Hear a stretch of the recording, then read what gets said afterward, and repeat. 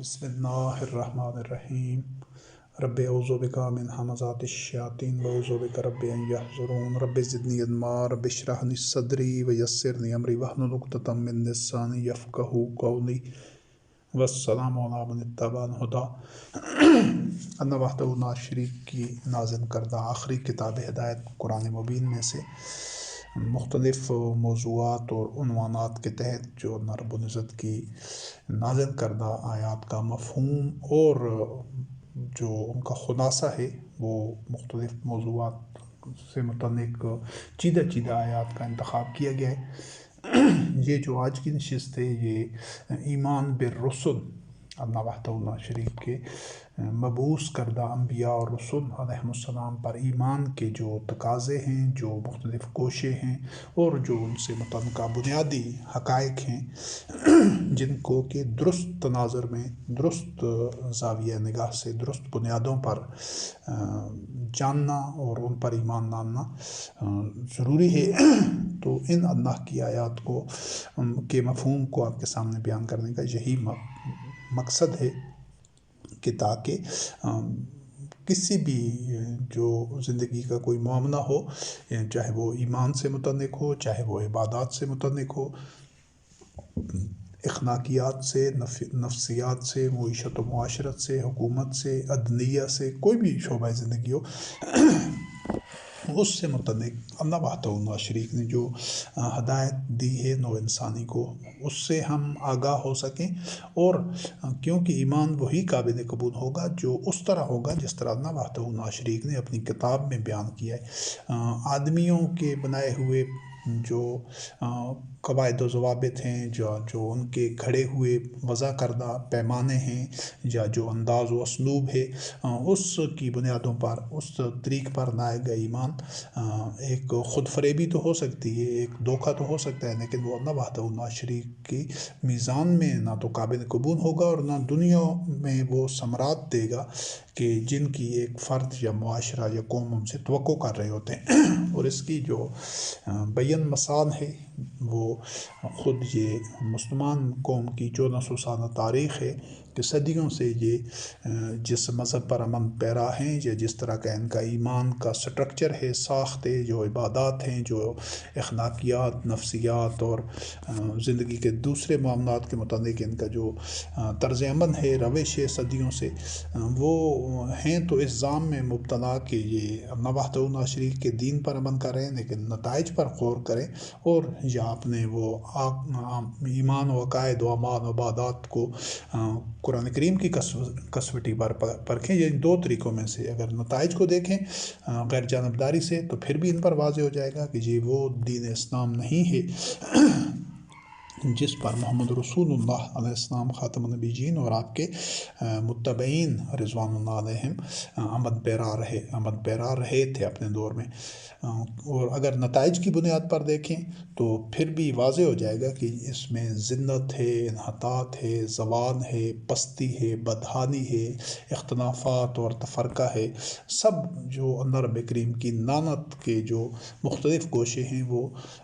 تقریباً سب ہی، اور یہ عباد الطاغوت ہیں، کچلے ہوئے ہیں، پسے ہوئے ہیں، بدحال ہیں، اکثریت محروم ہیں۔ تو یہ تو نتائج اور ثمرات اسلام کے نہیں ہوتے۔ جو اللہ وحدہ لا شریک کا نازل کردہ دین اسلام ہے، اس کا تو جو نتائج اور ثمرات ہوتے ہیں وہ تو سربلندی ہوتی ہے، وہ تو وقار ہوتا ہے، وہ تو عزت ہوتی ہے، وہ تو رزق کریم ہوتا ہے، اس میں تو نہ خوف ہوتا ہے، نہ حزن ہوتا ہے،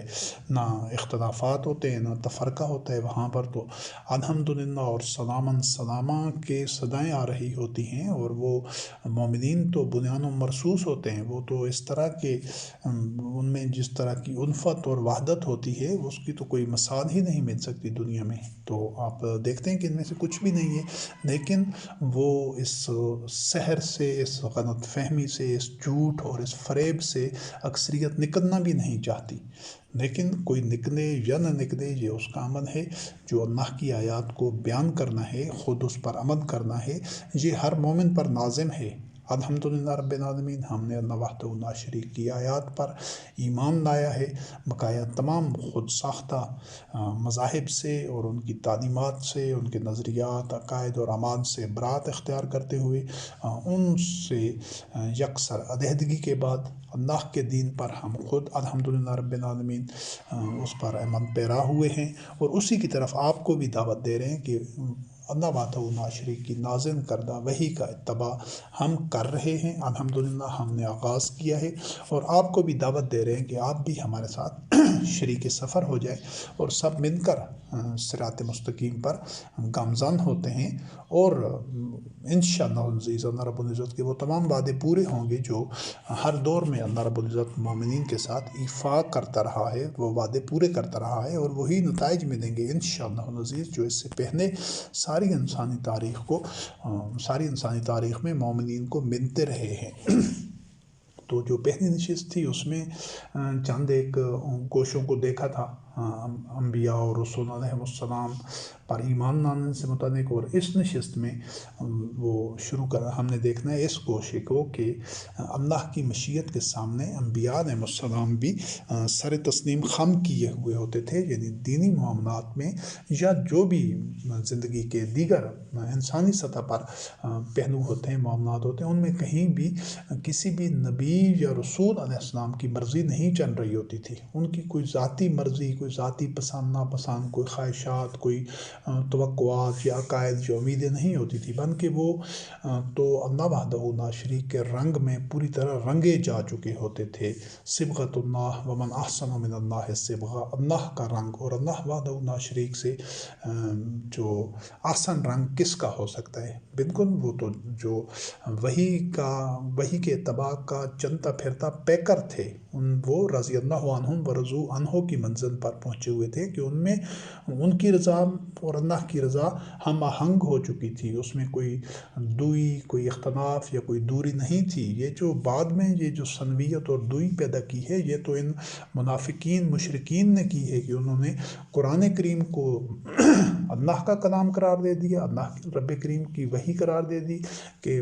نو انسانی کے لیے یہ احکامات ہیں، یہ طریقہ ہے، یہ جو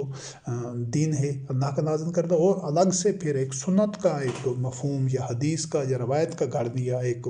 سٹرکچر بنا دیا باطن کہ یہ محمد رسول اللہ علیہ السلام کا طریقہ ہے یا ان کے قول و فعل ہے، اعمال ہیں، جو کچھ بھی ہے۔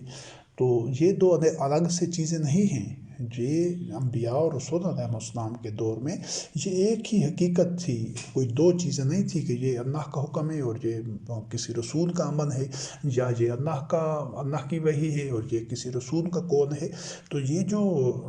دوئی پیدا کرنا ہے، جو سنویت ہے، جو اس میں ڈویلٹی ہے کہ ایک کی بجائے دو کر دینا، یہی تفرقہ اور اختلاف اور شرک کی بنیاد ہے، فرقہ بندی کی بنیاد ہے۔ اور جب یہ بنیاد پہلی دفعہ رکھی گئی تو رکھی یہ انہی منافقین نے ہے جو مسجد زرار والے تھے، انہی نے ایک کی جگہ دو بنائے ہیں۔ تو پھر اس کے بعد تو یہ سلسلہ بڑھتا گیا، 2 سے 4، 4 سے 8، 8 سے 16، اور لامحدود حد تک یہ ساری جو ظلمات ہیں، یہ جنگل کی آگ کی طرح یہی سنویت پھیلتی گئی۔ پھر اس میں سینکڑوں ہزاروں کے حساب سے اور کتابیں آئیں، جب قرآن کے ساتھ ایک اور کتابیں لکھی گئیں حدیث کی، تو پھر وہ سلسلہ ادھر حدیثوں تک نہیں رکا، پھر اس کے ساتھ وہ تصوف کی اور فقہ کی اور خود ساختہ شریعت کی اور افراد کے جو سوانح حیات ہے یا ان کے افکار و اعمال، بت پرستی، شخصیت پرستی کی اس کی لکھی گئی، پھر تصوف کی لکھی گئی، اور آج تک وہ سلسلہ چل ہی رہا ہے، بڑھتا ہی جا رہا ہے۔ بیماری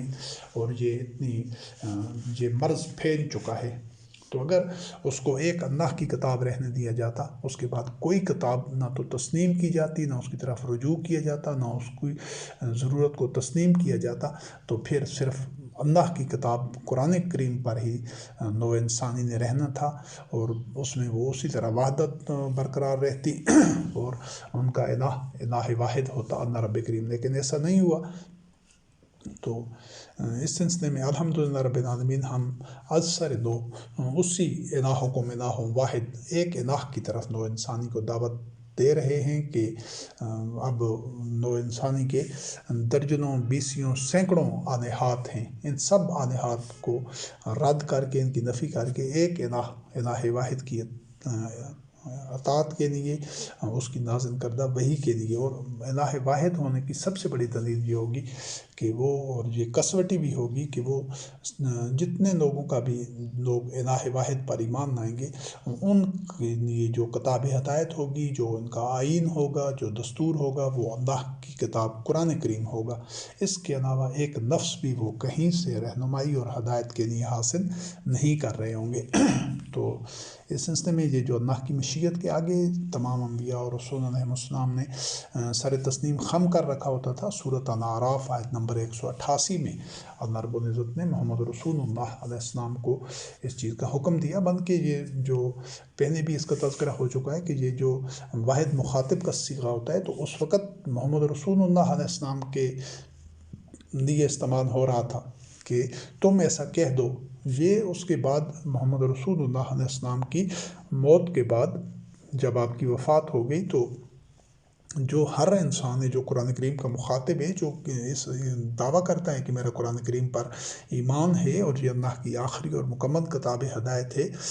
اس میں دین مکمل ہو چکا ہے قرآن کریم کے اندر، تو اس پر یہ لازم ہے کہ وہ اسی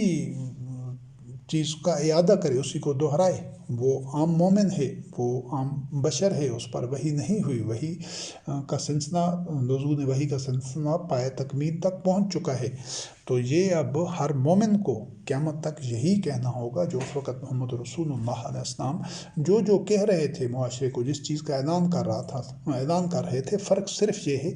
کہ محمد رسول اللہ علیہ السلام اللہ کے آخری نبی، خاتم النبیین تھے، اس کے بعد کسی نبی نے نہیں آنا، لیکن یہ جو ذمہ داری ہے، یہ جو موقف ہے، اس نے محمد رسول اللہ علیہ السلام کے ساتھ مر نہیں جانا تھا، دفن نہیں ہو جانا تھا، ختم نہیں ہو جانا تھا ان کے طبعی وجود کے ساتھ، بلکہ یہ بطور نظریہ، بطور آئیڈیالوجی، بطور نظام حیات، بطور دین، اس سارے موقف نے، نظریے نے اور اس سٹرکچر نے قیامت تک باقی رہنا تھا۔ یہ ہے اللہ وحدہ لا شریک کے نازل کردہ دین کا تقاضا، عملی تقاضا، لیکن ایسا نہیں ہو سکا۔ جب فرقے بن گئے، جب گروہ بن گئے، کل حزب بما لدیہم فرحون، سب جماعتیں اپنے ان کے پاس جس چیز کو انہوں نے پکڑا ہوا ہے اسی پر خوش ہیں، تو پھر وہ سٹرکچر باقی نہیں رہا، وہ موقف باقی نہیں رہا۔ پھر ہر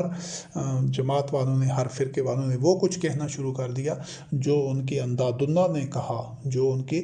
بنائے ہوئے گھڑے ہوئے شریکوں نے جو کچھ کہا، ہر فرقہ آج وہی کہہ رہا ہے، اب سے نہیں، صدیوں سے۔ ان کے جو خود ساختہ ائمہ نے، فقہا نے، محدثین نے، ان کے خود ساختہ اکابرین نے، زعماء نے، صوفیاء نے جو کہا، اب ہر فرقہ وہی کہہ رہا ہے، اور وہ کوئی بھی نہیں کہہ رہا جو تمام انبیاء اور رسول علیہ السلام اپنے دور میں جو کچھ کہتے آ رہے تھے، جو اعلان کر رہے تھے، جو دعوت دے رہے تھے، وہ صدیوں سے اب کوئی وہ دعوت نہیں دے رہا، نہ وہ کوئی اعلان کر رہا ہے۔ الحمدللہ رب العالمین، ہم نے اسی شاہراہ پر، اسی صراط مستقیم پر سفر کا آغاز کیا ہے کہ ہم آپ سے ہر وہ بات کہہ رہے ہیں کہ جو جملہ انبیاء علیہ السلام نے معاشرے میں جس کا اعلان کیا، اور ہر مومن کو ایسا کرنا چاہیے۔ ہم اسی لیے الحمدللہ رب العالمین یہ ایک دعویٰ کر رہے ہیں اللہ کی نصرت و تائید اور اس کے فضل اور رحمت سے کہ اللہ رب کریم کی نصرت ہمارے ساتھ ہوگی، کیونکہ ہم الحمدللہ وہی دعوے، وہی اساس ہے ہماری، وہی نظریہ ہے، وہی موقف ہے جو انبیاء اور رسول علیہ السلام کا ہر دور میں رہا ہے، اور ہماری جو زبان پر کسی بشر کے کلمات نہیں ہیں، کسی بشر کا موقف نہیں ہے، کسی بشر کی کوئی اس کی مدح خوانی یا اس کی کوئی قصہ گوئی یا قصیدہ خوانی نہیں کر رہے ہیں، کسی بشر کی بات نہیں ہے، یہ اللہ کا کلام ہے، اور جو کچھ جملہ انبیاء علیہ السلام نے اپنی اقوام سے کہا وہ اللہ کی آیات کی صورت میں موجود ہے، اور ہم وہی پیغام اسی ایک سوچ اور نظریے کے ساتھ، اسی اخلاص کے ساتھ الحمدللہ رب العالمین کوشش کر رہے ہیں کہ پیش کریں، دین کو اللہ کے لیے خالص رکھتے ہوئے، اخلاص کا یہی مطلب ہے۔ اور محمد رسول اللہ علیہ السلام نے خود یہ سابقہ موضوعات میں یہ چیز آ چکی ہے کہ الا للہ الدین الخالص، دین خالص اللہ کے لیے تھا، انبیاء اور رسول علیہ السلام کا اور مومنین کا، اور قیامت تک صرف اللہ رب کریم کو وہی دین پسند ہے، دین اسلام جو خالص اللہ کے لیے ہو، جس میں دنیا بھر کے شریک اور دنیا بھر کے شرکاء اور انداد اللہ اور غیر اللہ شامل ہوں، اور اس جو مجموعہ جو مدغوبہ ہے اس کو جو اسلام قرار دیا جاتا ہے، اللہ وحدہ لا شریک کی میزان میں اس اسلام کا کوئی وزن نہیں ہے۔ تو یہ جو اعلان کیا جا رہا تھا قل لا املک لنفسی نفعا ولا ضرا الا ما شاء اللہ ولو کنت اعلم الغیب لاستکثرت من الخیر وما مسنی السوء، کہ ان سے کہہ دیجئے کہ مجھے تو خود بھی کوئی اختیار نہیں ہے اپنے نفس کے لیے نفع اور نقصان کا، الا ماشاء اللہ، مگر جو میرے رب کی مشیت ہے، ماشاء کا اس ماشاء اللہ اس کی وضاحت ہو چکی ہے اللہ پر ایمان کے سلسلے میں، کہ جو رب کی مشیت ہے، جو نفع نقصان نفع و ضرر کے لیے اس نے جو قانون بنا رکھا ہے، مجھے بھی نفع و ضرر اسی قانون کے تحت مطابق پہنچنا ہے۔ اور اگر مجھے غیب کا علم ہوتا، یعنی میں وقت سے پہلے حقائق کو جان سکتا، تو جس طرح اللہ رب کریم کے پاس غیب کا علم ہے، اگر مجھے غیب کا علم ہوتا تو میں اپنے لیے بہت سی خیر جمع کر دیتا، یعنی ساری بھلائیاں ہر طرح کی اپنے لیے مختص کر دیتا، کیونکہ ہر انسان خیر چاہتا ہے، وہ تحفظ چاہتا ہے کہ اس کو کوئی نقصان نہ پہنچے، کوئی ضرر نہ پہنچے اور کوئی ناکامی نہ ہو۔ یہ ساری چیزیں ہر انسان کی خواہش ہے، اور مومن کو بھی یہی خواہش اور کوشش کرنی چاہیے، لیکن اپنی خواہش اور کوشش اپنی جگہ، لیکن جو نتائج مرتب ہوتے ہیں وہ اللہ رب کریم کی مشیت کے مطابق، کہ جب ہمارا عمل، ہماری اپروچ، ہماری سوچ، ہمارے افکار بالکل وہی ہوں گے جو اللہ رب کریم کے نازل کردہ ہیں، اس سے ہم آہنگ ہوں گے، تب ہمیں وہ نتائج ملیں گے۔ تو میں بھی اپنے لیے بہت ساری خیر جمع کر لیتا، اور مجھے کسی قسم کی کوئی ناپسندیدہ صورتحال یا ناپسندیدہ چیز چھو بھی نہ سکتی۔ یہ محمد رسول اللہ علیہ السلام سے اعلان کرایا جا رہا ہے۔ پھر سورۃ النحل آیت نمبر 37 میں اللہ رب العزت نے فرمایا محمد رسول اللہ علیہ السلام سے متعلق ہی کہ ان تحرص علی ہداہم فإن اللہ لا یہدی من یضل وما لہم من ناصرین، کہ اگر تو بڑا حریص بھی ہے، یعنی بڑی تیرے اندر طلب ہے، ایک چاہت ہے، ایک خواہش اور آرزو ہے کہ یہ سب لوگ ہدایت پر آ جائیں، لیکن اللہ فإن اللہ لا یہدی من یضل، اللہ ان کو ہدایت دیتا ہی نہیں ہے جو گمراہی میں پڑے رہتے ہیں، وما لہم من ناصرین، اور ان کا کوئی مددگار بھی نہیں ہوتا۔ یہ تو محمد رسول اللہ علیہ السلام کا یہ مقام تھا، تو یقیناً کوئی بھی نبی پھر کسی نبی یا رسول علیہ السلام کے چاہنے پر ہدایت نہیں ملتی۔ اور یہاں سے یہ پوائنٹ بھی سمجھنا ضروری ہے کہ جب دنیا میں محمد رسول اللہ علیہ السلام کے چاہنے پر، خواہش کرنے پر، متمنی ہونے پر، حرص کی حد تک، یعنی بے پناہ چاہت اور بے پناہ کوشش اور ایک خواہش آرزو کی بنیاد پر بھی اگر لوگوں کو ہدایت نہیں مل رہی تھی، تو اس کا مطلب یہ ہے کہ جب دنیا میں محمد رسول اللہ علیہ السلام کا چاہنا ان لوگوں کو ہدایت پر نہیں لا سکا جو اللہ کی میزان میں ہدایت کے اہل نہیں تھے۔ یہاں جو الفاظ ہوئے کہ وَلَٰكِنَّ اللَّهَ فَإِنَّ اللَّهَ لَا يَهْدِي مَن يُضِلُّ وَمَا لَهُم مِّن نَاصِرِينَ، کہ جو ضلالت میں ہیں، گمراہی میں ہیں، یعنی اسے نکلنا ہی نہیں چاہتے، اللہ ان کو ہدایت نہیں دے گا، وَمَا لَهُم مِّن نَاصِرِينَ، تو ان کا کوئی مددگار بھی نہیں ہے۔ تو جس طرح دنیا میں محمد علیہ السلام خاتم النبیین کے چاہنے سے ان کو ہدایت نہیں مل رہی تھی، بلکہ ہدایت کا ملنا اللہ وحدہ لا شریک کی طرف سے تھا، اس کی مشیت کے مطابق، تو اسی طرح آخرت میں بھی محمد رسول اللہ علیہ السلام خاتم النبیین یا کوئی بھی نبی کسی کے اون تو وہ ایسے بندے کو جو مشرک ہوگا، کافر ہوگا، ظالم ہوگا، جو اللہ کی میزان میں جہنمی ثابت ہو چکا ہوگا کہ اس کے اعمال صالح اتنے کم ہوں گے، اتنے حقیر اور تھوڑے ہوں گے اعمال سوء کے مقابلے میں، تو وہ جنت میں جا ہی نہیں سکتا۔ اللہ رب کریم کا اس کے لیے فیصلہ ہوگا جہنم میں جانے کا۔ تو اب تو کوئی بھی نبی یا محمد رسول اللہ علیہ السلام ایسے شخص کے لیے جس کے متعلق اللہ کی میزان اور کسوٹی میں یہ فیصلہ ہو چکا ہو کہ یہ جہنمی ہے، اس کے صالحات اعمال کم ہیں اور سیئات زیادہ ہیں، تو وہ ان کے لیے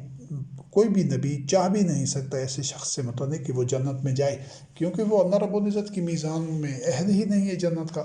تو ان کیس بفرض محال اگر کوئی چاہے گا بھی صحیح، یا سارے انبیاء علیہ السلام مل کر بھی کسی ایک شخص کے بارے میں بھی چاہیں جو اللہ کی میزان میں جہنمی ثابت ہوتا ہے، جہنمی ٹھہرایا جا چکا ہے، اس کے اعمال، کیونکہ فیصلہ اعمال کی بنیاد پر ہونا ہے، اس چیز کی وضاحت ہو چکی ہے پہلے قیامت پر ایمان کے سلسلے میں کہ فیصلہ ہونا ہے، سادہ سا اصول ہے، اعمال کی بنا پر، دعوے کی بنا پر نہیں ہونا، حسب نسب کی بنا پر نہیں ہونا، یا لوگوں کے کوئی فیصلوں کی بنیاد پر نہیں ہونا۔ وہ اللہ رب کریم انسان کا ہر عمل، قول و فعل، خواہش، ارادہ، اس کے دل میں چھپی ہوئی باتوں کو لکھتا جا رہا ہے، اس کے لکھنے والے لکھتے جا رہے ہیں، اور ایک ریکارڈ بن رہا ہے، اس میں کوئی دھاندلی نہیں ہوگی، کوئی رد و بدل، اور کوئی اس میں سے کوئی چیز چھپائی نہیں جا سکتی، اور کوئی غلط چیز کا اندراج نہیں ہو سکتا۔ وہی اعمال نامہ انسان کے سامنے آ جائے گا، وہ اس کے گلے میں لکھا ہوا ہے۔ تو جب اس کی بنیاد پر فیصلہ ہوگا، یا ایک اور جگہ پر اللہ رب کریم نے فرمایا کہ فَأَمَّا مَنْ ثَقُلَتْ مَوَازِينُهُ، تو کہ ایک ترازو سے مثال دی گئی ہے کہ جس کے نیک اعمال بھاری ہوں گے، زیادہ ہوں گے، تو وہ جنت میں ہوگا۔ جس کے برے اعمال کا وزن زیادہ ہوگا، اس کے جرائم، اس کے گناہ، اس کی برائیاں اور ظلم زیادہ ہوں گے، بڑے ہوں گے، اور نیکیاں کم ہوں گی، تو وہ جہنم میں جائے گا۔ یہ ایک سمجھانے کے انداز سے اس چیز کو بیان کیا گیا ہے۔ تو پھر جس کے بارے میں یہ فیصلہ ہو جائے گا کہ وہ جہنمی ہے، تو اس کے لیے انبیاء اور رسول اور مومنین تو کبھی چاہیں گے بھی نہیں کہ وہ جنت میں چلا جائے، لیکن بفرض محال تمام کے تمام صالحین، مومنین، انبیاء اور رسول علیہ السلام مل کر بھی اللہ رب کریم سے دعا کریں، یا یہ چاہیں کہ کسی ایسے شخص کو جنت میں داخل کیا جائے جو جہنمی ہے، جس کے لیے فیصلہ ہو چکا ہے۔ تو یہ ممکن نہیں ہے کہ اللہ وحدہ لا شریک اپنے عباد میں سے، اپنے بندوں میں سے، چاہے وہ صالحین، شہداء اور صدیقین ہی کیوں نہ ہوں، انبیاء اور رسول علیہ السلام ہی کیوں نہ ہوں، ان کے خواہش پر اللہ رب العزت اپنا فیصلہ نہیں بدلیں گے، اور بدل ہی نہیں سکتے۔ اس چیز کو پچھلی نشست میں بھی واضح کیا گیا ہے۔ جب دنیا میں وہ ان کو ہدایت پر نہیں لا سکتے، تو آخرت میں ان کو جہنم سے کس طرح بچا سکتے ہیں؟ اور سورۃ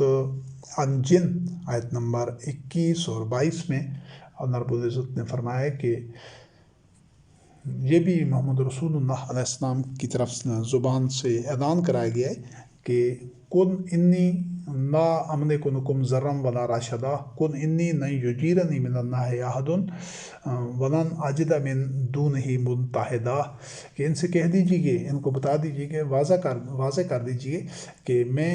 اپنے لیے بھی کسی کے پہلے بھی اس کا پہلے ایک آیت میں بھی تذکرہ ہو چکا ہے، قُلْ لَا أَمْلِكُ لِنَفْسِي نَفْعًا وَلَا ضَرًّا، جہاں اس کا جو الفاظ ہیں وہ یہ ہیں قُلْ إِنِّي لَا أَمْلِكُ لَكُمْ ضَرًّا وَلَا رَشَدًا، کہ میں تمہارے لیے کسی قسم کے ضرر اور رشدہ یعنی کسی قسم کی کوئی فائدہ نقصان کا، بنائی کا یا برائی کا اختیار نہیں رکھتا۔ اور یہ بھی اعلان کر دیجیے گی کہ مجھے اللہ کے مقابلے میں کوئی نہیں بچا سکتا، یعنی خود اپنی پوزیشن بھی بتا رہے ہیں، اور دوسروں کے متعلق بھی اپنے جو مقام و مرتبہ اور جو حقیقت ہے، جو حیثیت ہے، وہ بھی بتا رہے ہیں کہ میں تمہارے لیے کوئی نفع نقصان نہیں کر سکتا، اپنی مرضی سے تمہارے ساتھ جو معاملہ ہوگا وہ اللہ کی مشیت کے مطابق وہی ہوگا جو تمہارا عمل ہوگا، میں اس میں کچھ نہیں کر سکتا کہ میری مرضی پر تمہارے ساتھ ہونے والا معاملہ تبدیل ہو جائے۔ اور مجھے اپنے بارے میں یہ کہہ رہے ہیں کہ مجھے بھی کوئی اللہ کے مقابلے میں کوئی نہیں بچا سکتا، اور مجھے اس کے علاوہ کوئی اور جائے پناہ نہیں ہے، یعنی میں خود بھی اللہ کی مشیت کے تابع ہوں، اس کے ماتحت ہوں، اور اسی کی کار فرمائی اور عملداری ہے میرے اوپر بھی، اور تمہارا کے لیے بھی میں کوئی ضرر و نفع کا اختیار نہیں رکھتا، مجھے کوئی اس میں کوئی ایسی حیثیت یا ایسا اختیار و اقتدار حاصل نہیں کہ میں تمہارے نفع و ضرر کا فیصلہ کر سکوں، یا میں تمہارے اعمال کے جو نتائج ہیں وہ تبدیل کر سکوں۔ یہ مفہوم بھی اس میں ہے، یعنی جو تمہارے لیے ضرر و نفع کا جو معاملہ ہے، ضرر و رشد کا، وہ تمہارے اعمال کی بنیاد پر ہوگا۔ اور سورت انقصص آیت نمبر 56 میں اللہ رب کریم نے فرمایا انک لا تہدی من احببت ولکن اللہ یہدی من یشاء، کہ تو اس کو ہدایت پر نہیں لا سکتا کہ جیسے تو چاہے، یعنی تیری محبت کی بنا پر، تیرے چاہنے کی بنیاد پر ایسا نہیں ہے کہ جس کے بارے میں کوئی بھی نبی، یہ صرف محمد رسول اللہ علیہ السلام خاتم النبیین سے متعلق نہیں ہے، کوئی بھی انبیاء اور رسول علیہ السلام تھے یا کوئی بھی مومنین، اگر وہ کسی شخص کے بارے میں چاہتے کہ فلاں شخص ہدایت پر آ جائے تو ان کے چاہنے سے یا دعا کرنے سے یا کچھ بھی وہ خواہش جتنی بھی رکھیں شدید سے شدید تر، تو ان کے چاہنے سے اللہ رب کریم کسی کو ہدایت پر نہیں لائے گا۔ اس چیز کو سمجھنا بڑا ضروری ہے۔ یہ جو مختلف قسم کی اس طرح کی احادیث اور روایات موجود ہیں کہ چیزیں انبیاء اور رسول علیہ السلام کے چاہنے پر معاذ اللہ رب کریم فیصلے کر دیتا تھا، نہیں، اس نے اپنا، اس کا ایک نظام ہے، اس کی ایک کسوٹی ہے، ایک میزان ہے، جو اس میزان میں پورا اترتا ہے حصول ہدایت کے لیے صرف اسی کو ہدایت ملتی ہے۔ اللہ رب کریم اپنے لیے پیمانے اور جو سٹینڈرڈ ہیں وہ آدمیوں سے لینے کا یا آدمیوں کی دعاؤں اور خواہشات اور تمناؤں کا سے اس میں انفلوئنس نہیں ہوتا، اس پر اثر نہیں ہوتا، وہ ان کی روشنی میں فیصلے نہیں کرتا، بلکہ وہ تمام معاملات کے انفرادی ہوں یا اجتماعی اپنی مشیت اور اپنے قدمات کے ذریعے فیصلے کرتا ہے جو اس نے خود وضع کیے ہوئے ہیں۔ وہ احسن الخالقین ہے، وہ ملیک مقتدر ہے، وہ احکم الحاکمین ہے۔ اس نے جو خود اپنا جو قدمات ہیں، جو اس کی اپنی سنت ہے، جو مشیت ہے، جو قوانین اس نے خود بنائے ہیں، وہ تمام معاملات کے فیصلے انہی قوانین کی بنیاد کے اوپر کرتا ہے، اور ایسا اب سے نہیں کہ اس طور یہ محمد رسول اللہ علیہ السلام کے عہد میں، ایسا ساری انسانی تاریخ میں ہوتا رہا ہے اور قیامت تک یہی ہوگا، ازل سے ابد تک جن انتہاؤں کو ہم نہیں جانتے ان میں بھی یہی ہوگا۔ اصولی اور اصول جو کار فرما رہے گا وہ یہی رہے گا۔ سورت فاطر آیت نمبر 22 میں اللہ رب کریم نے فرمایا ان اللہ یسمع من یشاء وما انت بمسمع من فی القبور، کہ اللہ کی مشیت جس کے لیے ہوتی ہے وہی ہدایت کو سنتا ہے، یعنی ہدایت اس کے قلب میں جاتی ہے جو پہلے خود اپنے قلب سے شرک کو، ہوائے نفس کے اتباع کو، شہوات کے اتباع کو اور شبہ نفس کو اور غیر اللہ اور انداد اللہ کو نکالتا ہے، تو اس سے وہی کا یا ہدایت کا پیغام سنتا ہے کہ ان اللہ یسمع من یشاء، جس کے لیے اللہ کی مشیت ہوتی ہے وہ سنتا ہے، یعنی وحی کو یا قرآن کریم کو، حق کو، اور وما انت بمسمع من فی القبور، کہ تو ان کو نہیں سنا سکتا جو کہ قبروں میں ہیں۔ تو اب یقینی طور پر یہاں پر وہ مردے مراد نہیں ہیں جو طبی طور پر مر جاتے ہیں، بلکہ اللہ وحدہ لا شریک، جو لوگ وحی کا اتباع نہیں کرتے، وحی ان کے سامنے پہنچ جاتی ہے اللہ کی آیات، پھر بھی وہ سرکشی کرتے ہیں اور اندھے، گونگے اور بہرے بنے رہتے ہیں، تو اللہ رب کریم ان کو مردہ قرار دیتا ہے۔ تو یہاں پر بھی بتایا گیا کہ یہ اللہ کی مشیت کے مطابق سب کچھ ہوتا ہے۔ ایک بندہ ہے وہ دین پر آنا نہیں چاہتا، تو کیا محمد رسول اللہ علیہ السلام یا اس سے پہلے کے کسی انبیاء علیہ السلام یا صالحین، عباد الصالحین کے تمنا سے یا ان کے طلب کرنے سے وہ ہدایت پر آ گیا ہوگا؟ ایسا ممکن ہی نہیں، اور قیامت تک ایسا نہیں ہو سکتا۔ تو جس کو جو سنتا تھا وہ اللہ کی مشیت کے مطابق، یعنی جن میں اخلاص ہوتا تھا، جو ہدایت کے متمنی تھے، متلاشی تھے، اور وہ الہ واحد پر آنے کے لیے تیار تھے، جو الہ واحد کا نظریہ، الہکم الہ واحد کا نام سنتے ہی، اس نظریے کے خد و خال جانتے ہی جو لوگ پیچھے پلٹ جاتے تھے، جو شرک کے اتنے خوگر ہو چکے تھے، تو وہ تو کبھی ہدایت پر نہیں آ سکتے تھے۔ یہ جو ڈائمینشنز ہیں، جو مختلف گوشے ہیں، ان کو سمجھنا اور ضروری ہے ہدایت اور ضلالت کے سلسلے میں۔ اور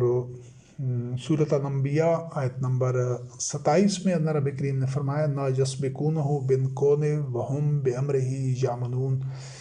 کہ انبیاء اور رسول علیہ السلام اللہ سے آگے کسی بات میں نہیں بڑھ سکتے، اور جو ان کو حکم دیا جاتا ہے وہ اسی پر عمل کرتے ہیں۔ تو تو یہاں پر یعنی اللہ رب کریم سے آگے پیش قدمی نہیں کر سکتے کہ چیزوں کے معاملات میں، مختلف معاملات میں اپنے رائے کو آگے رکھیں، مقدم رکھیں، یا اس میں سبقت حاصل کرنا چاہیں۔ تو چونکہ اسلام ایک شخصیت پرستی کا دین نہیں ہے، تو کوئی بھی نبی ایسا نہیں کرنا چاہتا تھا اور کر بھی نہیں سکتا تھا کہ وہ اللہ کی آیات سے کے علاوہ اپنی بات کو سامنے رکھے یا آگے رکھے، مقدم رکھے۔ نہیں، اس نے ہر معاملے میں خود اللہ وحدہ لا شریک کی آیات کا، وحی کا اتباع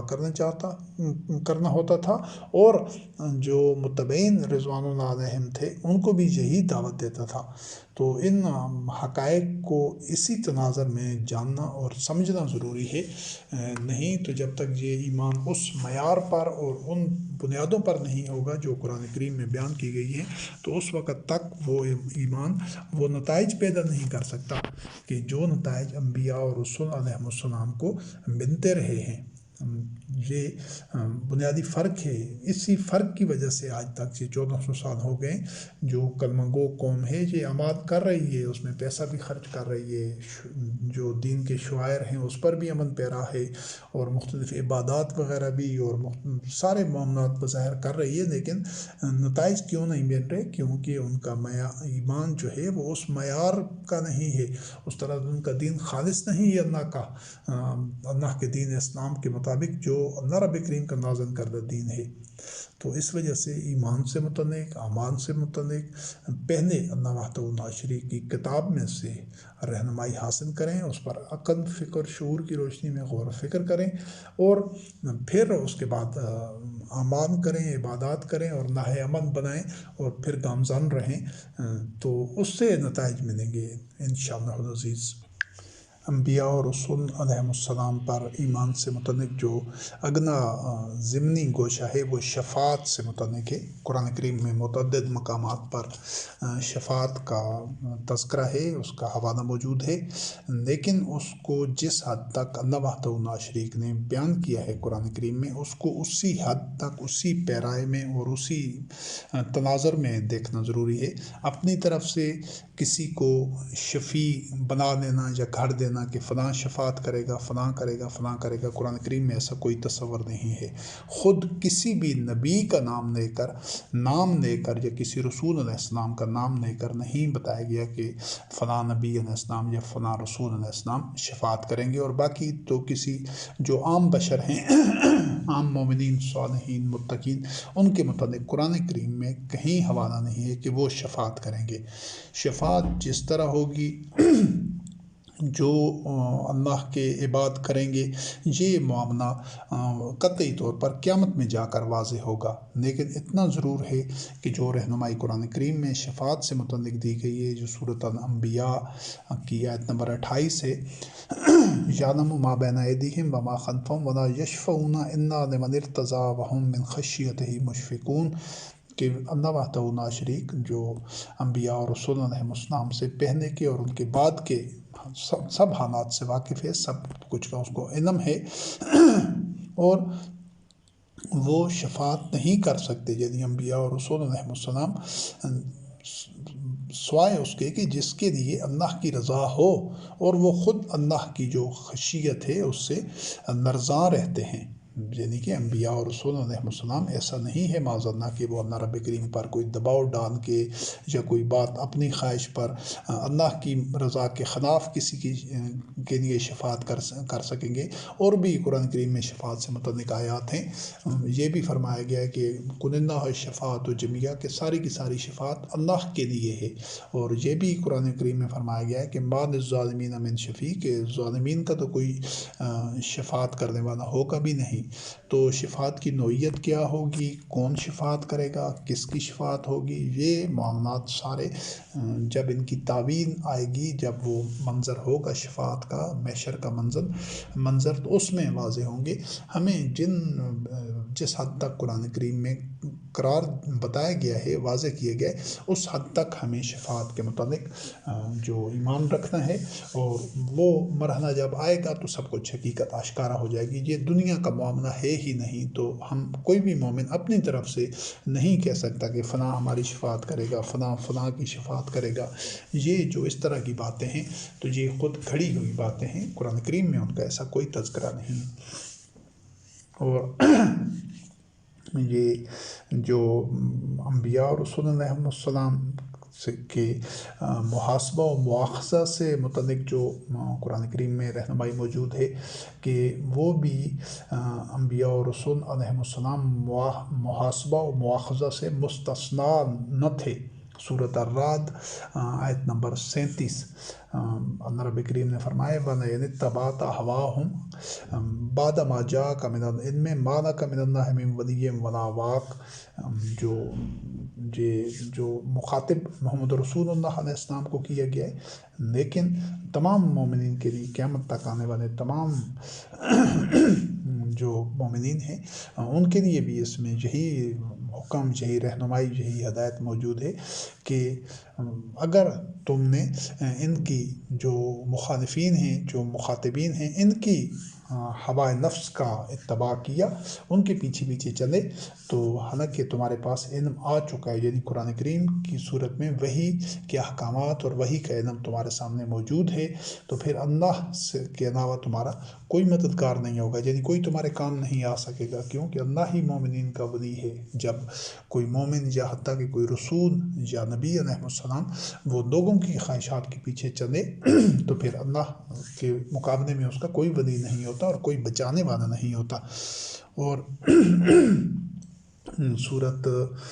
بنی اسرائیل آیت نمبر 73 سے لے کر 75 تک اللہ رب کریم نے جو محمد رسول اللہ علیہ السلام خاتم النبیین کو خطاب کر کے فرمایا کہ وَإِن كَادُوا لَيَفْتِنُونَكَ عَنِ الَّذِي أَوْحَيْنَا إِلَيْكَ لِتَفْتَرِيَ عَلَيْنَا غَيْرَهُ وَإِذًا لَاتَّخَذُوكَ خَلِيلًا وَلَوْلَا أَن ثَبَتْنَاكَ لَقَدْ كِدتَّ تَرْكَنُ إِلَيْهِمْ شَيْئًا قَلِيلًا إِذًا لَأَذَقْنَاكَ ضِعْفَ الْحَيَاةِ وَضِعْفَ الْمَمَاتِ ثُمَّ لَا تَجِدُ لَكَ عَلَيْنَا نَصِيرًا، کہ ایسا قریب تھا، یعنی چونکہ مخالفین اس چیز کے لیے بڑا دباؤ ڈال رہے تھے، بڑے ہر طرح کے انہوں نے حربے استعمال کیے تھے، ہر طرح کی کوشش میں تھے اس کہ وہ کسی طرح محمد رسول اللہ علیہ السلام خاتم النبیین یا اس سے پہلے انبیاء علیہ السلام کو مچھر کے پر جتنا اپنے راستے سے ہٹا دیں، ڈگمگا دیں، ان میں لغزش پیدا کر دیں ان کے پائے استقامت میں، اور جو چیز اللہ رب کریم نے وحی کی ہوتی تھی اس سے ڈگمگا دیں، یعنی تاکہ وہ وحی کا اتباع انبیاء اور رسول چھوڑ دیں، یعنی خود محمد رسول اللہ علیہ السلام سے، جس طرح پہلے بھی تذکرہ ہو چکا ہے ایک دو نشستوں میں کہ وہ اس کوشش میں تھے کہ کچھ اللہ رب کریم سے متعلق، دین سے متعلق، وحی سے متعلق اپنی طرف سے ہماری مرضی کا محمد رسول اللہ علیہ السلام گھڑ دیں اور کہہ دیں کہ یہ بھی اللہ کا حکم ہے یا یہ بھی دین ہے، یعنی ان کے جو آبائی نظریات تھے، مشرکین کے، منافقین کے، یہود و نصارہ کے اور کفار کے جو عقائد و نظریات تھے، وہ چاہتے تھے کہ ہمارے لیے بھی اس میں معاذ اللہ استغفر اللہ اس میں تھوڑی سی گنجائش رکھی جائے، ہمارے آلہات اور ہمارے جو شرکاء ہیں، ہمارے جو انداد اللہ ہیں ہم نے بنائے ہوئے ہیں، یا ہمارے جو عقائد و نظریات ہیں، تو تھوڑا سا تاکہ محمد رسول اللہ کوئی بات گھڑ دیں، تفتر یا نا کوئی افطرا کر دیں، گھڑ دیں ہماری مرضی کا، تو وہ اگر معاذ اللہ محمد رسول اللہ ایسا کرتے، یعنی ان کی ہوا کا اتباع کرتے، ان کے باطن مذہب عقائد کو اسلام میں شامل کرتے، وحی میں شامل کرتے، تو پھر وہ محمد رسول اللہ علیہ السلام خاتم النبیین کو گہرا دوست بنانے کے لیے تیار تھے، یعنی ان کا اعتراض محمد رسول اللہ علیہ السلام خاتم النبیین کی شخصیت پر نہیں تھا، ان کے کردار پر نہیں تھا، وہ تمام کے تمام ان کا جو مخالفت تھی یا جھگڑا تھا، جو اختلاف تھا، وہ اللہ کی وحی سے تھا اور قرآن کی آیات سے تھا۔ ان کو یہ تو بعد میں ایک نیا جب مذہب کھڑا گیا تو یہ احادیث کو اور سنت کو اور روایات کو اور اس طرح کی چیزوں کو سامنے لایا گیا۔ محمد رسول اللہ علیہ السلام کے عہد میں یا تمام انبیاء علیہ السلام کے عہد میں کوئی دوسرا وجود ہی نہیں ہوتا، یا اللہ کی آیات ہوتی ہیں اور یا تیسرا وجود نہیں ہوتا، یا پھر نحو حدیث ہوتی ہے، بیکار باتیں، فضول باتیں، نحو باتیں، بے بنیاد باتیں، کھوکھلی اور گھڑی ہوئی باتیں، جھوٹی باتیں، بس ان دونوں میں سے انتخاب کرنا ہوتا ہے۔ جو اللہ کی آیات ہیں وہ قرآن کریم ہے، جو لہو حدیث ہے وہ جو کچھ قرآن کریم سے باہر ہے وہ لہو حدیث ہے، وہ لہو و لعب ہے، وہ دین کو مذاق بنایا گیا ہے۔ تو یہ دو چیزیں تھیں اس وقت، یہ معاملہ یہی تھا، اور وہ لہو حدیث پر رہنا چاہتے تھے، لغویات پر، لغو پر، بیہودہ، بے بنیاد، بے مقصد باتیں، ناحاصل باتیں، ان کو وہ دین مذہب بنائے ہوئے تھے۔ وہ چاہتے تھے کہ ان کے لیے بھی گنجائش پیدا کر دی جائے، کوئی ایک بات جب وہ ان کی مرضی کی معاذ اللہ استغفر اللہ شامل ہو جاتی تو پھر دوسری کا تقاضا کرتے، تیسری کا، اور اس طرح وہ اپنے مقصد میں کامیاب ہو جاتے ہیں۔ لیکن اللہ وحدہ لا شریک نے واضح کر دیا قرآن کریم میں، اور پتہ تھا محمد رسول اللہ علیہ السلام خاتم النبیین کو کہ میرے لیے مچھر کے پر جتنی بھی گنجائش نہیں ہے، مچھر کے پر جتنی، اور قیامت تک کسی مومن کے لیے نہیں ہو سکتی کہ وہ اللہ کی آیات کے ساتھ کوئی ایک اور لفظ شامل کر دے۔ قرآن کریم سے باہر کا ایک لفظ بھی وہ دین میں شامل کرنا اتنا بڑا جرم تھا کہ اس کو اللہ کی طرف سے قرار دینا یا دین قرار دینا یا اس کو اسلام قرار دینا، ایک لفظ کو بھی۔ تو اسی چیز کا تذکرہ ہے کہ پھر اگر محمد رسول اللہ معاذ اللہ ایسا کرتے تو وہ اس کو بڑا گہرا دوست بنانے کے لیے تیار تھے، اور اللہ رب کریم نے فرمایا وہ تو پوری کوشش کر رہے تھے، اور یہ بڑا اس چیز کا امکان موجود تھا، کیونکہ معاشرتی دباؤ اور رکاوٹیں، مسائل اور ترغیبات اور لالچ اور ہر طرح کے ہتھ کنڈے وہ استعمال کر رہے تھے۔ لیکن یہ اللہ وحدہ لا شریک کا فضل، اس کی رحمت تھی کہ جو اس کا تذکرہ اللہ رب کریم نے کیا ہے کہ وَلَوْلَا أَن ثَبَتْنَاكَ، اگر ہم تمہیں ثابت قدم نہ رکھتے، اس بات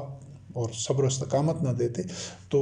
امکان تھا لَقَدْ كِدتَّ تَرْكَنُ إِلَيْهِمْ شَيْئًا قَلِيلًا کہ تو معمولی سا ان کی طرف مائل ہو جاتا، یعنی کہ تھوڑی سی گنجائش پیدا کر لیتا۔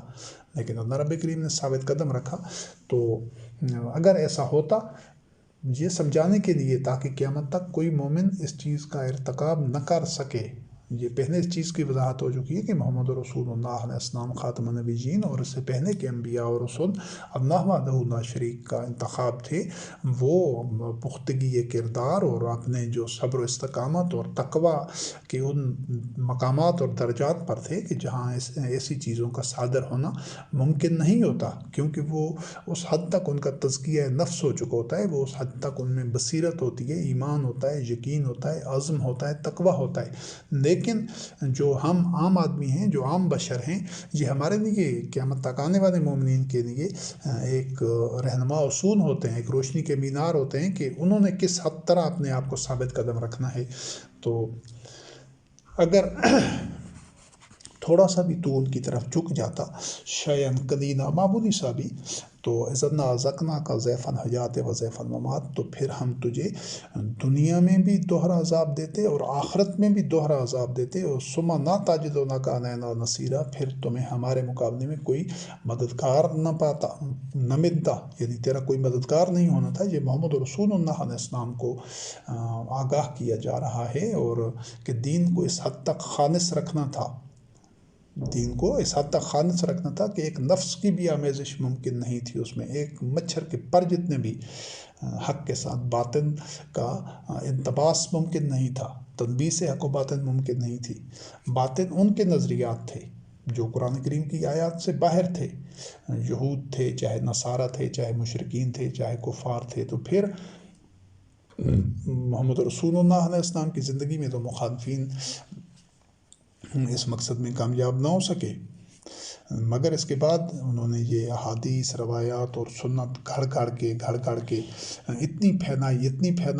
کہ وہ پھر انہی کو ہی مذہب بنا دیا گیا، جب ان کے باقاعدہ مجموعے جمع کیے گئے، کتابیں لکھی گئی، اور اسی کی بنیاد پر یہ جو صدیوں سے جو مذہب چل رہا ہے، جس کو اسلام کا نام دیا جا رہا ہے، یہ انہی کی بنیاد پر، اسی بنیادوں پر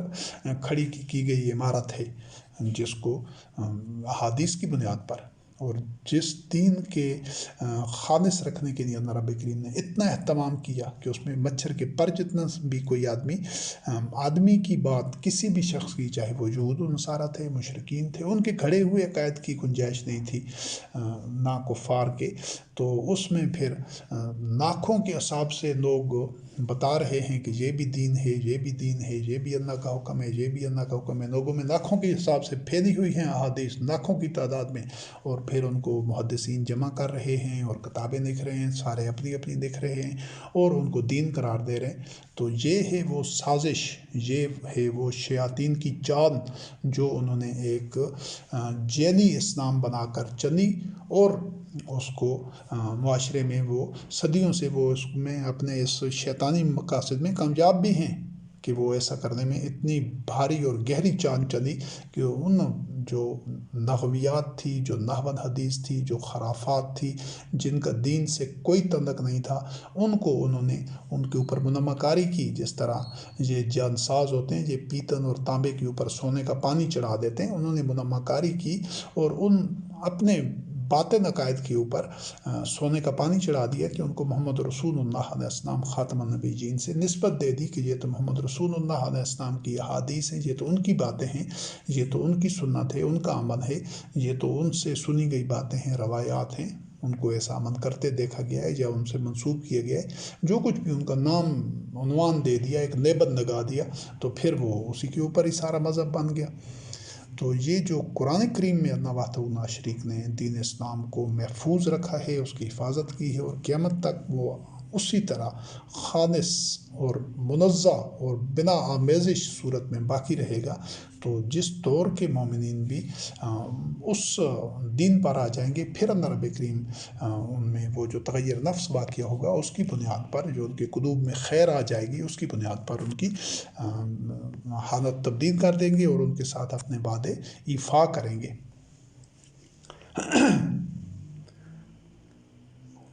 تو اس کے بعد جو حصول ہدایت کے لیے جو ایک ضمنی موضوع اور ہے کہ حصول ہدایت کے لیے تمام انبیاء اور رسول بھی اسی طرح وحی کے محتاج تھے جس طرح عام آدمی وحی کے محتاج رہے ہیں اور ہیں آج بھی قیامت تک بھی. حصول ہدایت کے لیے جس طرح عام آدمی وحی کے محتاج ہوتے ہیں، اسی طرح انبیاء اور رسول علیہ السلام بھی اسی طرح محتاج تھے. اس حوالے سے ان میں کوئی فرق نہیں تھا عام آدمی سے اور انبیاء اور رسول میں. اس چیز کو سمجھنا بھی اسی طرح ضروری ہے. اور اس کو سورت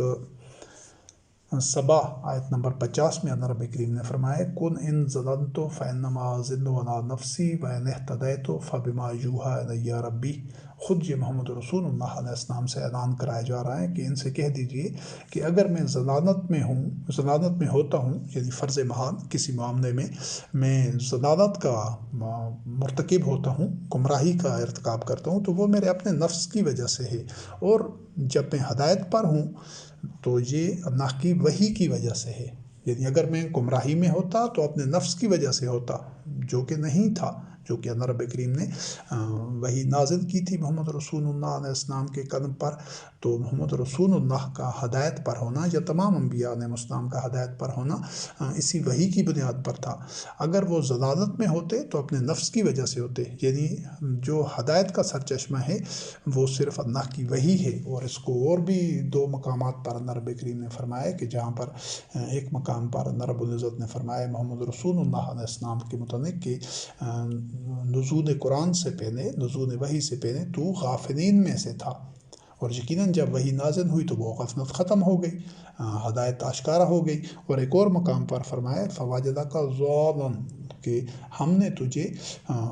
راہ حق میں متناشی پایا، حق کا متناشی پایا، یعنی تو صراط مستقیم پر یا حق پر نہیں تھا قرآن کریم کے نازل ہونے سے پہلے. جب اللہ نے تیرے قلب پر وحی نازل کی تو پھر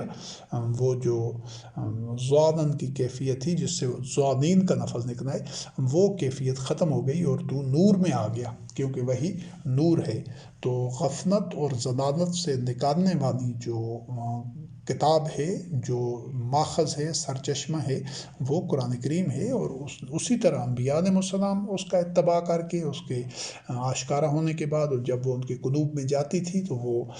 نور میں اور ہدایت میں آ جاتے تھے، اور جب وہ عام مومنین کے قلوب میں جاتی ہے تو ان کو بھی اسی طرح غفلت سے اور ضلالت سے اور جہالت سے نکالتی ہے. تو یہ جو اللہ رب کریم کی وحی کو اپنے قلوب تک جانے کا سامان ہم نے کرنا ہوتا ہے کہ ہم نے اپنے قلب کو پہلے صاف کرنا ہوتا ہے، اس کو خالی کرنا ہوتا ہے باطن عقائد سے، باطن نظریات سے، آباء و اجداد کے جو مشرکانہ اور جاہلانہ عقائد اور نظریات ہیں ان سے قلوب کو خالی کریں اور راستہ صاف کریں اللہ کی وحی کا، پھر قرآن کریم کی طرف جائیں، پھر اللہ کا کلام قرآن کریم آپ کے قلب میں سما جائے گا، پھر اللہ کی آیات سے آپ کے صدور میں ہوں گی اور پھر قرآن کریم سمجھ آئے گا، پھر آپ کو کسی ماضی کے کسی شخص کی طرف نہیں دیکھنا پڑے گا قرآن کریم کو سمجھنے کے لیے کہ فلاں نے کہا، فلاں نے کیا لکھا، فلاں حدیث کیا ہے، فلاں روایت کیا ہے، فلاں امام کا قول کیا ہے، فلاں مفسر نے کیا لکھا ہے۔ یہ سب کچھ وہی لوگ کرتے ہیں اور ساری جو مسلمان قوم ہے اسی وجہ سے یہ ٹمک ٹوئیاں مار رہے ہیں، اندھیرے میں تیر چلا رہے ہیں، یہ ان کی اپنی آنکھیں اندھی ہیں، ان کے اپنے چہرے مسخ ہو چکے ہیں، یہ پیچھے کی طرف دیکھتے ہیں، ان کے منہ پیچھے کی طرف پھرے ہوئے ہیں، اور قرآن کریم میں یہ جو سزا ہے یہ اس جرم کی ہے کہ جب کوئی قوم اللہ کی نازل کردہ وحی کا سامنے آ جانے کے باوجود بھی اس کا اتباع نہیں کرتی تو ان کے چہرے مسخ کر دیے جاتے ہیں، اور یہ چیز اہل کتاب کو کہی گئی ہے قرآن کریم میں، پھر ان کے منہ پیچھے کی طرف موڑ جاتے ہیں، وہ منہ طبعی طور پر پیچھے نہیں مڑتے، ایسا نہیں کہ منہ ان کے پشت کی طرف ہو گئے، یعنی چہرہ ان کے پشت کی طرف نہیں ہوا، بلکہ وہ چونکہ خود ان کی شخصیت مسخ ہو جاتی ہے، ہر اس بندے کی شخصیت مسخ ہوتی ہے جس کا اپنے اوپر ایمان نہیں ہوتا، جس کا جو دوسروں کی آنکھ سے چیزوں کو دیکھتا ہے تو اس کا چہرہ مسخ ہوتا ہے، اس کی شخصیت نہیں ہوتی، جو مقلدانہ ذہنیت کے ہوتے ہیں، جو چوپایوں کی طرح، جانوروں کی طرح، جس طرح جانوروں کو ایک چرواہا ہانک رہا ہوتا ہے وہ اس طرح وہی لوگ بنتے ہیں، جبکہ جو ہر مومن ہوتا ہے اس کی اپنی آئیڈینٹی ہوتی ہے، اپنی پہچان ہوتی ہے، اور اس کا اللہ وحدہ لا شریک کے ساتھ ایک تعلق ہوتا ہے اللہ کی وحی کے ذریعے، وہ اللہ کی وحی اس کے قلب میں ہوتی ہے، وہ اس کا اٹھنا بیٹھنا سونا جاگنا سارے معاملات وحی کی تعلیمات سے ہم آہنگ ہوتے ہیں، یہ ہوتی ہے اس کی آئیڈینٹی، وہ پہچان ہوتی ہے، وہ اس کا چہرہ ہوتی ہے، وہ اس کا کردار ہوتی ہے اور اس کی شخصیت ہوتی ہے۔ تو جو ایسا نہیں ہوتا، جن کی اپنی کوئی شخصیت نہیں ہوتی، وہ نکیر کے فقیر ہوتے ہیں، بھیڑ چال چلتے ہیں کہ فلاں نے اس آیت کے متعلق یہ کہا ہے تو ٹھیک ہے، فلاں نے کیا کہا ہے، فلاں نے کیا کہا ہے، فلاں نے، وہ اس سے باہر نہیں نکل سکتے، ان کو قرآن کریم میں نہ اپنا حال نظر آتا ہے اور نہ اپنا مستقبل نظر آتا ہے، تو اسی وجہ سے وہ پچھلوں کی طرف دیکھتے ہیں۔ تو جو مومن ہوگا اس کو پیچھے کی طرف دیکھنے کی ضرورت نہیں ہوگی۔ تو اور ایک مجھے جو مقام اور وحی کا جو مقام ہے، جو اس کا دائرہ کار ہے، اس کے حوالے سے اللہ رب کریم نے سورۃ النجم آیت نمبر 3-4 میں فرمائے محمد رسول اللہ علیہ السلام سے متعلق کہ جو کچھ آپ بیان کر رہے تھے، جو دین لوگوں تک پہنچا رہے تھے، تو وہ اس کی نوعیت بتائیے، وما ینطق عن الہویٰ ان ہو الا وحی یوحیٰ، کہ جو اپنی ہوائے نفس یا اپنی خواہش یا اپنی مرضی یا آرزو یا تمنا کی بنیاد پر یہ محمد رسول اللہ علیہ السلام لوگوں کو نہیں کہہ رہے تھے کہ یہ دین ہے، یہ دین ہے، نہیں، بلکہ وہ وہی چیز لوگوں کو دین کے ذیل میں، دین کے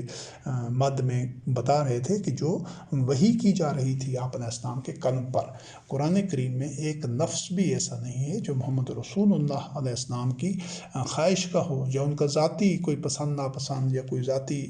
نوعیت کی چیز ہو، نہیں، یہ اللہ کی وحی ہے، اور ایک بھی اللہ رب کریم کی وحی کا ایسا لفظ نہیں ہے جو قرآن کریم میں درج نہ ہو، یعنی نہ تو کوئی ایک لفظ کی مچھر کے پر جتنی کسی چیز کی کمی ہے، نہ کسی چیز کا اضافہ ہے، جس طرح پہلے وضاحت کی جا چکی کہ جو محمد رسول اللہ علیہ السلام کی نجی زندگی تھی وہ بالکل اس دور کے حالات کے مطابق جو بشری تقاضے ہوتے ہیں، کھانا پینا سونا جاگنا اٹھنا بیٹھنا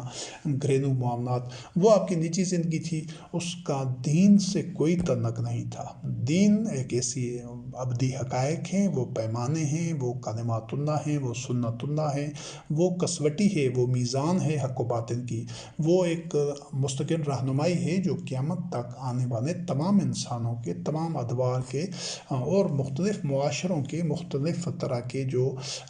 ماحول ہے اور مختلف ان کے فکری ارتقائی مراحل کے لیے سب کے لیے یکساں طور پر سب کی کفایت کرتی ہے، اس چیز کا نام وحی ہے، وہ قرآن ہے، جو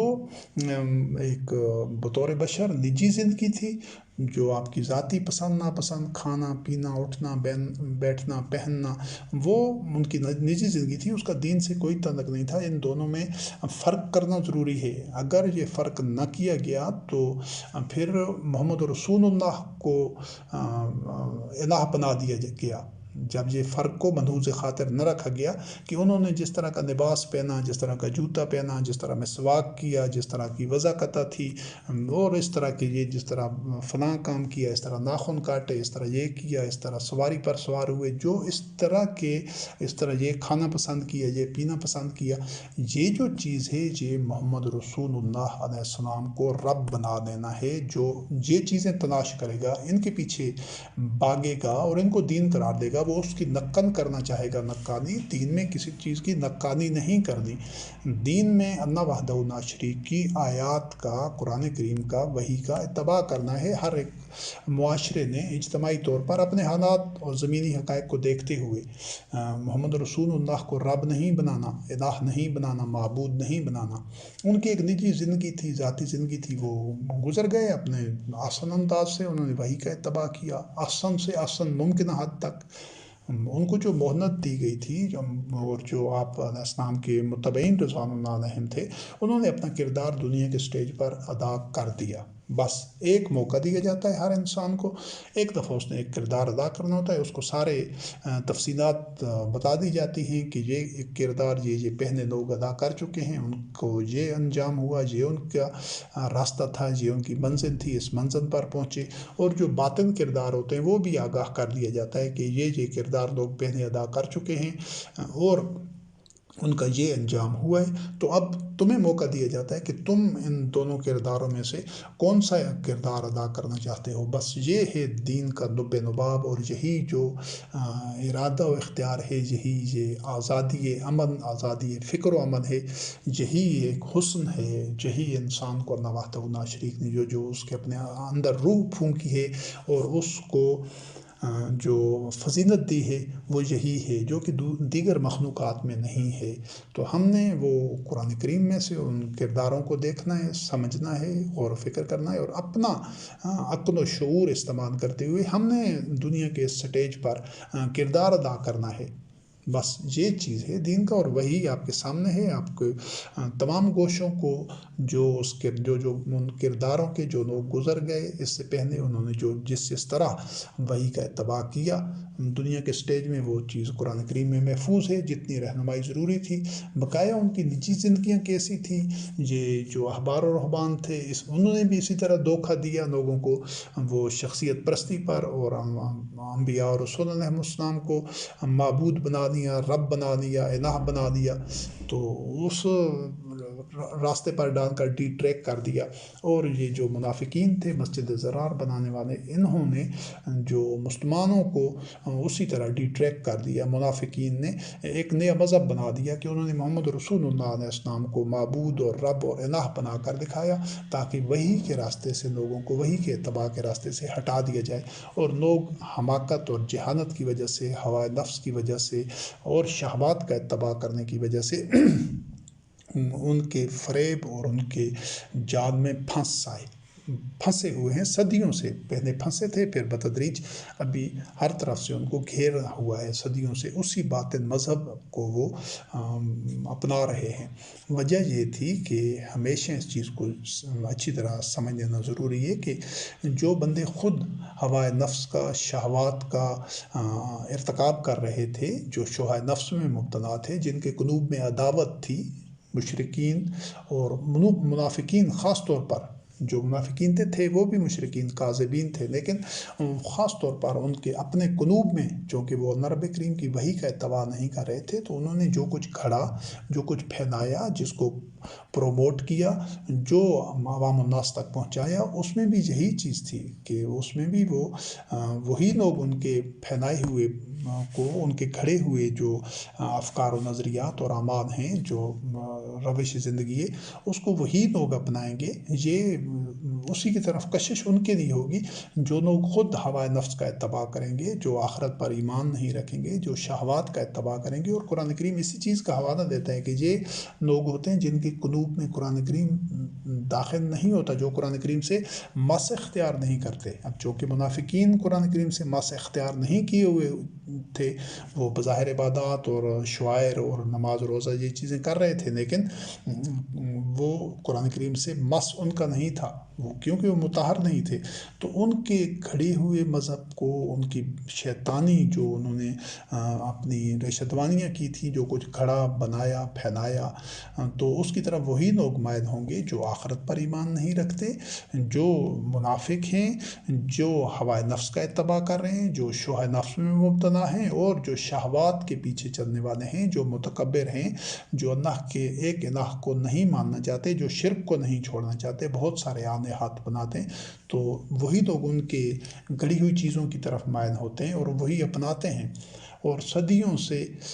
یہی سلسلہ چل رہا ہے۔ آج بھی ہر کوئی اپنے آپ کو اس کسوٹی پر، اس پیمانے پر پرکھ سکتا ہے کہ اگر اس کا میدان، اس کا رجحان، اس کی رغبت انہی شیاطین منافقین کے گھڑے ہوئے مذہب کی طرف ہے، تو اس کو کسی غلط فہمی میں نہیں رہنا چاہیے کہ وہ خود شہوات کا اتباع کرنے والے ہیں، ہوائے نفس کا اتباع کرنے والے ہیں، اور ان کا آخرت پر ایمان نہیں ہے، اور جو ان سب کو رد کرتے ہیں اور صرف اللہ وحدہ لا شریک کی وحی کا اتباع کرنے کے لیے ان کا میدان ہے، وہ کرنا چاہتے ہیں، کر رہے ہیں، اسی راستے کی طرف دعوت دیتے ہیں، تو ان پر اللہ رب کریم کا فضل ہے، کیونکہ انہوں نے جو ان کے قلوب مطہر ہیں اس میں اللہ کی آیات ہیں۔ تو یہ بنیادی فرق ہے، اس کو سمجھنا ضروری ہے۔ اور جو محمد رسول اللہ علیہ السلام کا جو مقام تھا وہ بیان ہو چکا ہے سورۃ النجم آیت نمبر 3-4 میں، کہ وہ اپنی طرف سے اپنی ہوائے نفس کی بنیاد پر کوئی بات نہیں کہتے تھے۔ جو کچھ انہوں نے کہا نفس بنفس قرآن کریم میں موجود ہے، اور ان میں سے ایک نفس بھی خارج از وحی نہیں ہے، اور نہ کوئی انہوں نے ایک لفظ چھوڑا یا چھپایا کہ ان پر وحی کی گئی ہو اور انہوں نے قرآن کریم میں شامل نہ کیا ہو۔ اس مقام کو سمجھنا ضروری ہے۔ اور سورۃ یونس آیت نمبر 15، اس کا پہلے بھی حوالہ ہو چکا ہے۔ کئی ایک آیات ہیں جن کا اعادہ ہو رہا ہے، مختلف موضوعات میں ان کا حوالہ پہلے آ چکا ہے، آگے بھی آئے گا، لیکن یہ اعادہ اس حوالے سے کہ جس طرح پہلے کہا ہے کہ قرآن کریم کی آیات کی مختلف ڈائمنشنز ہیں، مختلف کوشے ہیں، مختلف پہلو ہیں، ایک آیت میں کئی گوشے اور کئی پہلو ہوتے ہیں، تو بعض اوقات ایک آیت کا حوالہ کسی اور موضوع کے لیے بھی ہوتا ہے، پھر کسی اور عنوان اور ذیل میں بھی اس کا حوالہ موجود ہوتا ہے، تو اسی وجہ سے کئی آیات کا اعادہ ہو جاتا ہے، لیکن اس سے وہ سارا جو منظر ہے وہ دوبارہ ریفریش ہو جاتا ہے ذہن میں۔ کہ سورۃ یونس آیت نمبر 15 میں اللہ رب کریم نے فرمایا وَإِذَا تُتْلَىٰ عَلَيْهِمْ آيَاتُنَا بَيِّنَاتٍ قَالَ الَّذِينَ لَا يَرْجُونَ لِقَاءَنَا ائْتِ بِقُرْآنٍ غَيْرِ هَٰذَا أَوْ بَدِّلْهُ مَا يَكُونُ لِي أَنْ أُبَدِّلَهُ مِنْ تِلْقَاءِ نَفْسِي إِنْ أَتَّبِعُ إِلَّا مَا يُوحَىٰ إِلَيَّ إِنِّي أَخَافُ إِنْ عَصَيْتُ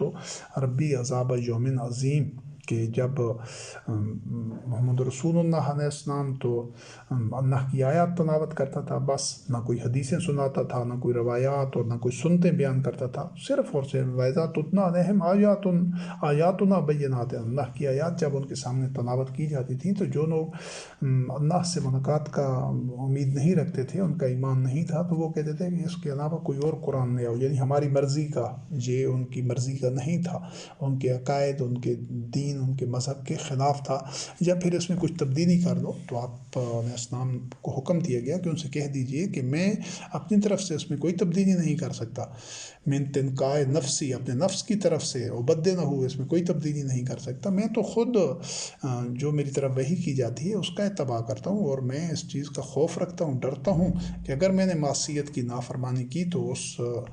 دن کے عذاب عظیم سے، اس یوم عظیم کے عذاب سے، یعنی کہ میں بھی نہیں بچ سکوں گا اگر معاذاللہ میں نے اس میں اللہ کی معصیت کی، یعنی اپنی طرف سے کوئی تبدیلی کی یا اس وحی کا اتباع نہ کیا تو۔ پھر سورۃ اعراف آیت نمبر 203 میں اللہ رب کریم نے فرمایا وَإِذَا لَمْ تَأْتِهِمْ بِآيَةٍ قَالُوا لَوْ لَا اتَّبَعْتَهَا قُلْ إِنَّمَا أَتَّبِعُ مَا يُوحَىٰ إِلَيَّ مِن رَّبِّي، کہ وہ جس طرح پہلے بھی تذکرہ ہو چکا ہے کہ وہ تو پوری کوشش میں تھے، مطالبہ کر رہے تھے، دباؤ ڈال رہے تھے ہر طریقے سے کہ کچھ ہماری مرضی کی آیات بھی لے آئیں اور کہیں کہ یہ دین ہے، تو جب اس طرح کی کوئی آیات ممکن ہی نہیں تھا، محمد رسول اللہ علیہ السلام تلاوت نہ کرتے اور نہ کہتے کہ یہ وہی مجھ پر آئی ہے، یعنی کہ ان کی مرضی کی جب کوئی آیات نہیں آتی تھی تو وہ اپنی جہالت اور حماقت کی وجہ سے، چونکہ وہ اندھے ہو چکے تھے، تو وہ محمد رسول اللہ علیہ السلام سے کہتے تھے کہ تو خود کیوں نہیں گھڑ دیتا، یعنی یہ ہمیں تو آ کر تو بتاتا ہے یا مومنین کو یہ مجھ پر وحی ہے، تو ہماری مرضی کا کام، اگر تجھ پر ہماری مرضی کی آیات نازل نہیں ہوتی تو خود یہ کہہ دے کہ ہاں یہ مجھ پر وحی ہے، جو خود گھڑ دے۔ تو یہی جواب دیا گیا اللہ رب کریم کی طرف سے کہ ان سے کہہ دیجئے کہ انما اتبع ما یوحیٰ الی من ربی، کہ میں تو صرف اس کا اتباع کرتا ہوں جو مجھ پر وحی کی جاتی ہے، یعنی میں خود نہیں گھڑ سکتا۔ جب محمد رسول اللہ علیہ السلام کا اسوہ حسنہ یہ ہے، اور قیامت تک تمام مومنین کے لیے یہی ایک روشنی کا مینار ہے، تو پھر یہ دیکھیں کہ یہ جو منافقین نے اور یہ مسجد زرار والوں نے کتنی چیزیں کتنی گھڑی لاکھوں کے حساب سے، اور پھر انہوں نے گھڑنے کے بعد پھر جو ان کو ایک کتابی شکل میں لکھ دیا گیا، تو اس وقت سے تو یہ گھڑنے کا دین کے ایک نفس محمد رسول اللہ علیہ السلام خاتم النبیین نہیں گھڑ سکتے تھے، اور نہ انہوں نے گھڑا ایک نفس، لیکن انہوں نے کتنا کچھ کھڑا ہے کہ لائبریریاں بھری ہوئی ہیں، لاکھوں کے حساب سے کتابیں ہیں جو اسلام کے نام پر لکھی گئی ہیں، جن کو دین کہا گیا ہے، جن میں جو کچھ دنیا کی خرافات، لغویات، لہو حدیث، واہیات اور لغو ہے جس میں سب کچھ، تو کیونکہ وہ اللہ کی آیات نہیں ہیں،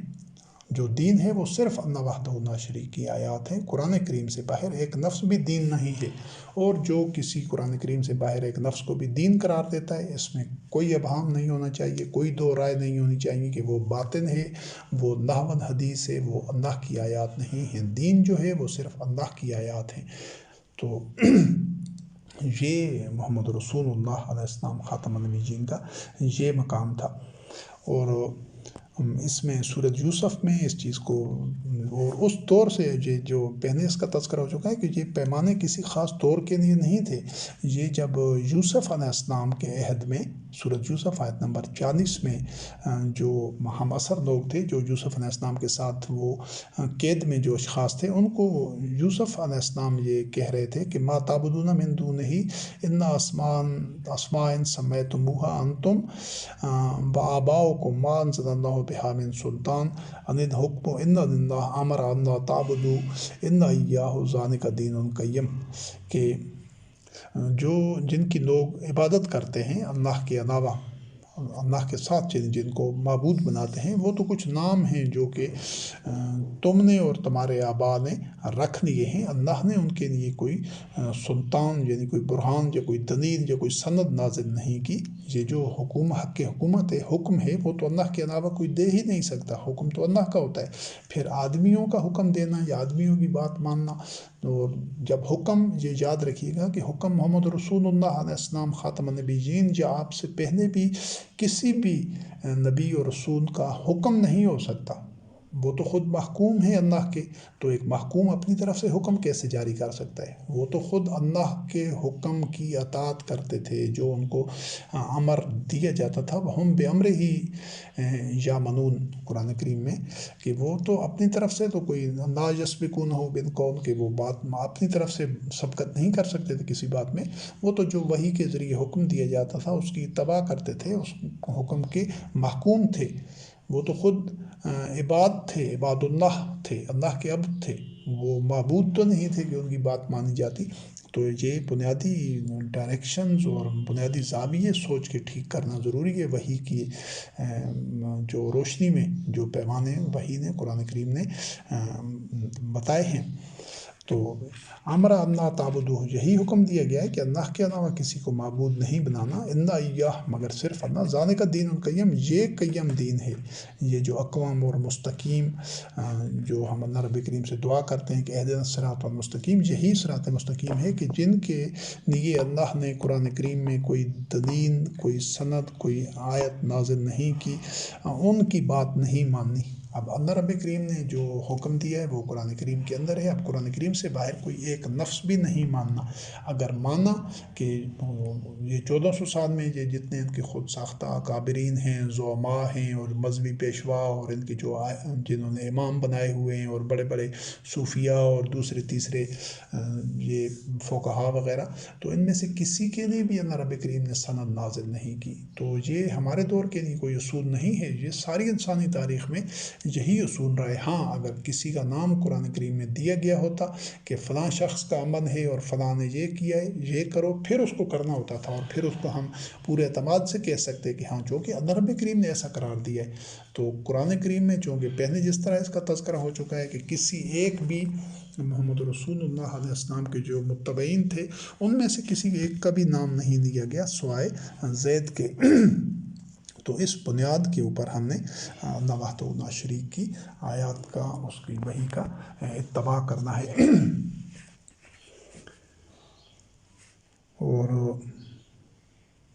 سورۃ الزمر آیت نمبر 41 میں خود جو وحی اور انبیاء اور رسول علیہ السلام کا جو باہمی تعلق ہوتا تھا، اسی کی وضاحت کی گئی کہ انا انزلنا علیک الکتاب للناس بالحق فمن اہتدی فلنفسہ ومن ضل فانما یضل علیہا وما انت علیہم بوکیل، کہ ہم نے تجھ پر کتاب نازل کی حق کے ساتھ، انا انزلنا علیک الکتاب للناس بالحق، لوگوں کے لیے حق کے ساتھ نازل کی۔ تو جو ہدایت اختیار کرتا ہے یہ اس کے لیے ہے، اس کو ثمر ملتا ہے، اور جو ضلالت میں رہتا ہے تو اس کی ضلالت کا بھی نتیجہ اسی کو بھگتنا پڑتا ہے۔ اور تو لوگوں پر کوئی داروغہ نہیں ہے، وکیل نہیں ہے کہ کوئی لوگوں کو زبردستی یا جبر کے ساتھ یا دباؤ ڈال کر یا مجبور کر کے ہدایت پر لے آئے، یا تیری خواہش پر ہدایت پر لوگ آ جائیں، نہیں، ایسا کچھ بھی نہیں ہے۔ تو یہاں سے آپ نے دیکھ لیا کہ جو ہدایت کا ملنا ہے تو اسی کتاب کی بنیاد پر ہے جو محمد رسول اللہ علیہ السلام کے قلب پر نازل ہوئی، اور